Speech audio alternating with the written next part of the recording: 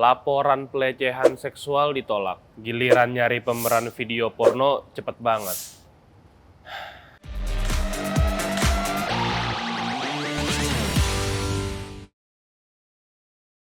Laporan perempuan berinisial QHC ditolak polisi dengan alasan yang gak masuk akal.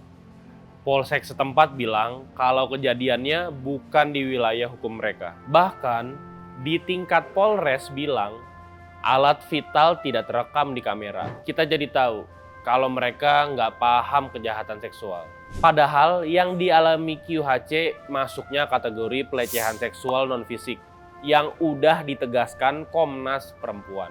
Pasal 5 Undang-Undang Tindak Pidana Kekerasan Seksual serta penjelasannya udah ngatur bentuk kekerasan seksual non-fisik yang berupa pernyataan, gerak tubuh, ataupun aktivitas yang tidak patut dan mengarah pada seksualitas dengan tujuan merendahkan.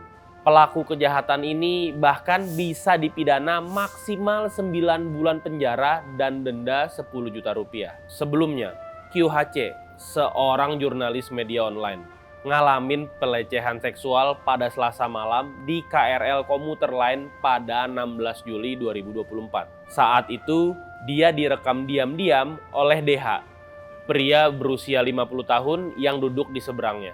Setelah HP pria itu diperiksa, memang benar ada 7 video korban dan sekitar 300 video porno lainnya. Tapi ketika QHC lapor ke Polsek Taman Sari Jakarta Barat dan Polsek Menteng Jakarta Pusat, laporannya ditolak dengan alasan bukan wilayah hukum mereka. QHC akhirnya mencoba lapor ke Polsek Tebet di Jakarta Selatan. Hasilnya sama aja, laporannya ditolak dan dinilai bukan pelecehan seksual. Bahkan QHC dapat kalimat nggak pantas dari polisi di sana. Kapolsek Tebet juga bilang kalau Polsek nggak punya wewenang nanganin kasus pelecehan seksual dengan alasan nggak ada unit perlindungan perempuan dan anak. Sampai di Polres Jakarta Selatan yang ada unit PPA-nya pun laporan QHC masih ditolak. Seorang polisi wanita di sana bahkan bilang kejadian itu bukan termasuk pelecehan karena bagian sensitif korban gak kelihatan. Yang kayak begini nih, yang buat Indonesia masuk kategori darurat kejahatan seksual. Dari data Komnas Perempuan tahun 2013, terjadi 11 pelecehan seksual setiap hari. Tapi perkara yang nyampe ke Komnas Perempuan tahun lalu cuma 2078 kasus. Hasil survei Koalisi Ruang Publik Aman tahun 2022 juga nunjukin banyak perempuan jadi korban kejahatan seksual.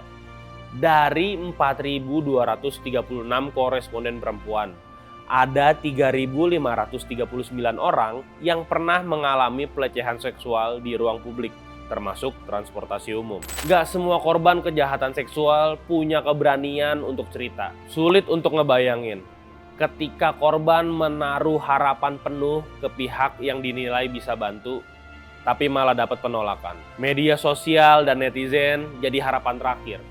Korban kekerasan seksual gantungin harapan di sana. Dengan rasa takut, trauma, bahkan ada yang terpaksa berdamai dengan pelaku. Penolakan polisi terhadap laporan korban kejahatan seksual harus dikecam.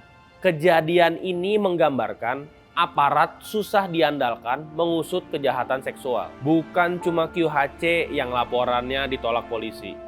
Di Belitung Timur, Bangka Belitung, remaja inisial NJ bahkan sampai ngalamin kekerasan seksual oleh polisi di Polsek Tanjung Pandan waktu melaporkan pencabulan yang dialaminya oleh penjaga panti asuhan. Kalau pelakunya sudah polisi, kita mau berlindung ke siapa? Saya Billy, sampai jumpa di Fokus selanjutnya.